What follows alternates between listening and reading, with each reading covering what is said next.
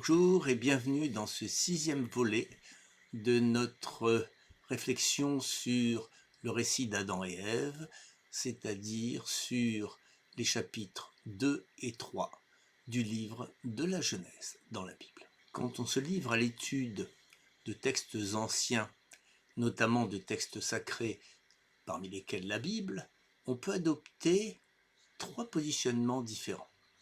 Le premier positionnement consiste à penser que le texte est directement issu de la divinité. On ne peut donc pas le retoucher, on peut simplement l'interpréter ou s'en inspirer.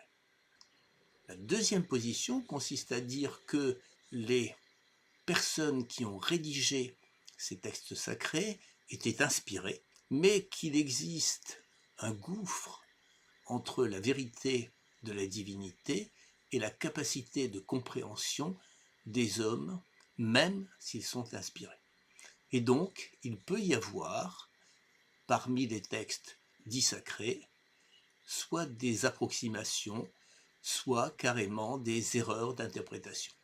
La troisième position consiste à dire que les hommes qui ont rédigé ces textes se pensaient inspirés, mais qu'en fait, ils l'étaient ni plus ni moins que nous, et que donc, à la fois nous sommes très reconnaissants à ces hommes d'avoir produit ces textes et de nous les avoir légués, mais que par ailleurs, nous conservons la légitimité de réexaminer ces textes et, le cas échéant, de les réécrire. En ce qui me concerne, j'ai adopté la troisième position. Je propose donc de réaliser un renversement du texte de Genèse 2:3 et d'essayer de voir si cela peut contribuer à nos réflexions.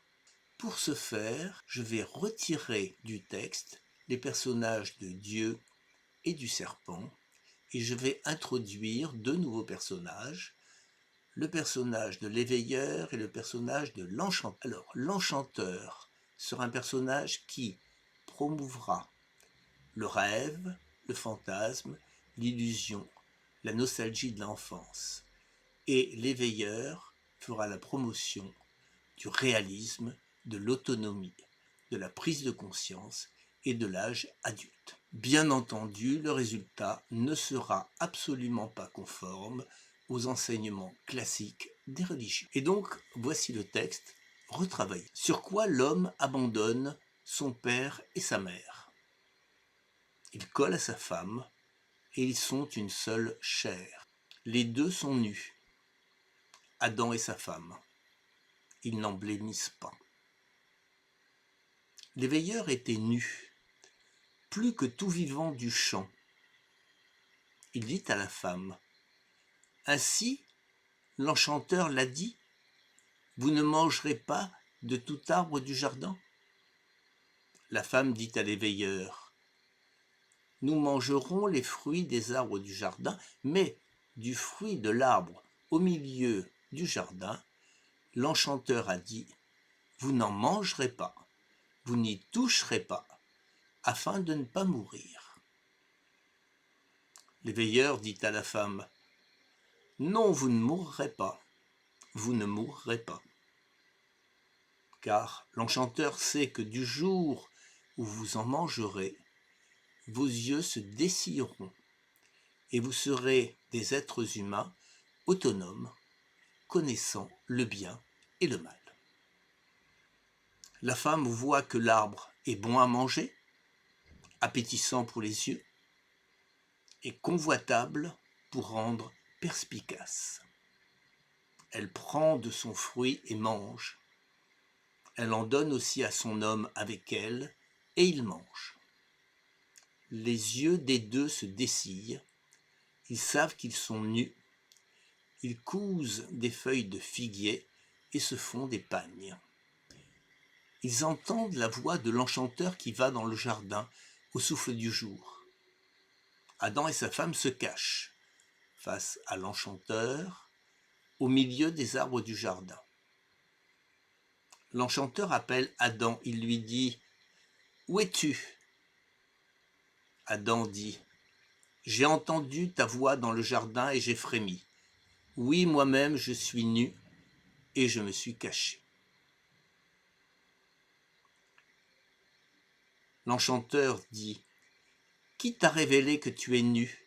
L'arbre dont je t'avais ordonné de ne pas manger, en as-tu mangé? » Adam dit, « La femme que tu as mise auprès de moi m'a donné de l'arbre et j'ai mangé. »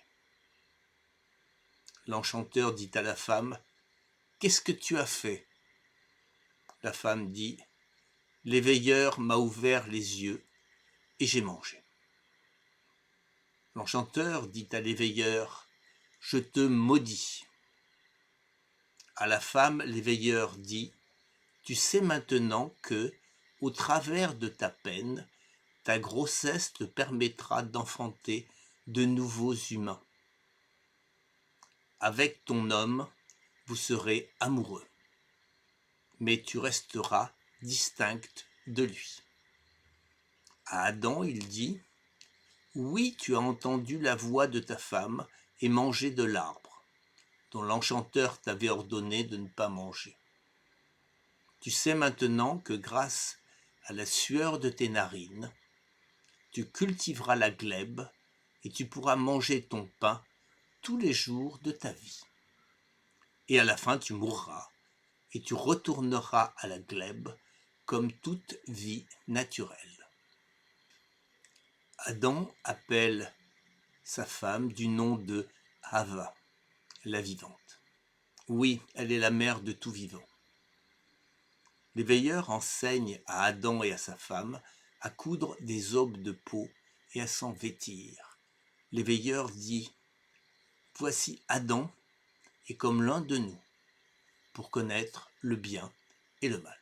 Maintenant qu'il ne lance pas sa main, qu'il se garde de prendre des fruits de l'arbre du fantasme et qu'il se libère de l'illusion. » L'éveilleur le renvoie du jardin d'Éden pour posséder la glèbe dont il fut pris. Il montre la route du monde à Adam et Hava et il leur recommande de s'abstenir de revenir au fantasme et à l'illusion. Adam pénètre Hava, sa femme. Enceinte, elle enfante Caïn. Elle dit, « J'ai eu un homme avec Yahvé. » Si cette interprétation vous a intéressé, nous en sommes ravis. Si ce n'est pas le cas, oubliez-la. Nous reviendrons dans une prochaine vidéo sur une interprétation finale de ce récit d'Adam et Ève. D'ici là, prenez bien soin de vous et de votre discernement. À bientôt.